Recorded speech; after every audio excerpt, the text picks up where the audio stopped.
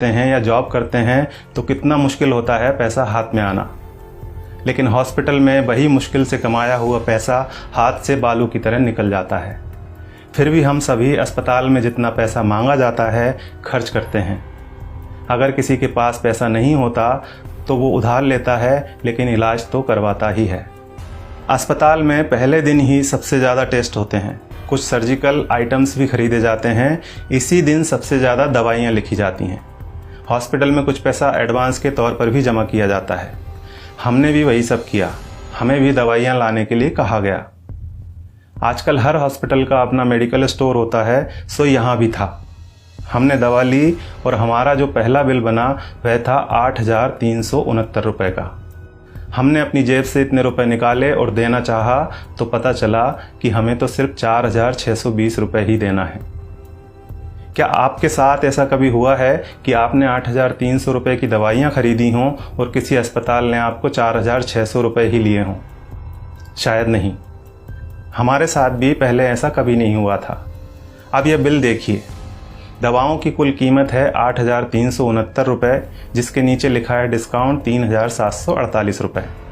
Net amount है 4,600 रुपये, जिसका भुगतान हमें करने के लिए कहा गया। ऐसे हमारे पास और भी कई बिल हैं। हमने 5 दिन एडमिट रहने के दौरान वहाँ से कई बार दवाइयाँ खरीदी और हर बिल पर हमें छूट मिली। सबसे बड़ी बात यह थी कि ये डिस्काउंट हमें मांगने पर नहीं मिला था, ये बिना मांगे हमारे बिना आग्रह किए पूरे सम्मान के साथ हमें दिया गया था, क्योंकि ये डिस्काउंट वहाँ उनके बिलिंग सॉफ्टवेयर में ही फीड कर दिया गया है। और आप ये जानकर हैरान होंगे कि डिस्काउंट का प्रतिशत 2, 4 या 10% नहीं है, यह बहुत ज़्यादा है।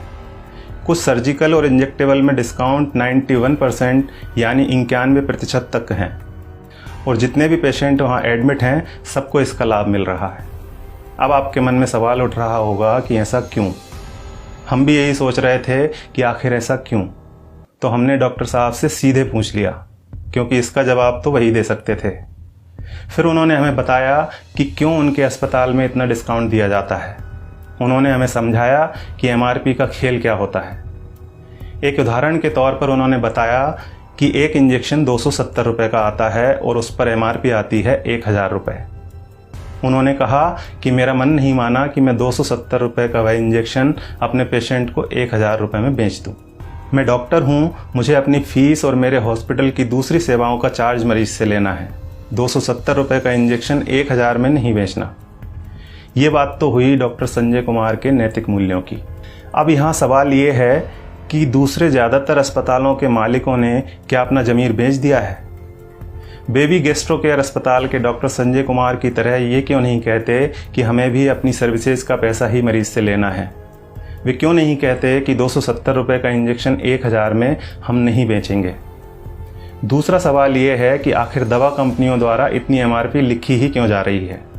इनको किसने अधिकार दिया है दवाओं पर इतनी ज़्यादा MRP लिखने का? और आखिर में सबसे बड़ा सवाल यह है कि हमारी सरकार, हमारा स्वास्थ्य विभाग, हमारे प्रधानमंत्री और स्वास्थ्य मंत्री क्या कर रहे हैं? वे इस बात का संज्ञान क्यों नहीं लेते?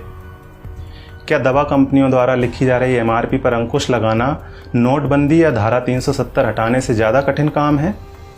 क्या इसे व्यवहार में लाना GST लागू करने से ज़्यादा मुश्किल है? अगर नहीं तो फिर क्यों दवा कंपनियों को इतनी छूट दे रखी है? उन्हें इस बात को संज्ञान में लेना ही चाहिए और जल्दी से जल्दी MRP पर अंकुश लगाना चाहिए। जब तक ऐसा नहीं होता है तब तक आपको और हमें अपनी आवाज़ उठानी ही पड़ेगी, और ये इतना मुश्किल भी नहीं है। हम सबको बस इतना करना है कि अगर 270 रुपये का इंजेक्शन हमें 1,000 रुपये में दिया जा रहा है तो हमें कहना है भैया 300 लगा लो, चलो भैया 400 ले लेना। इसके साथ ही एक काम और करना है, और वो ये है कि इस वीडियो को ज़्यादा से ज़्यादा शेयर करना है। धन्यवाद।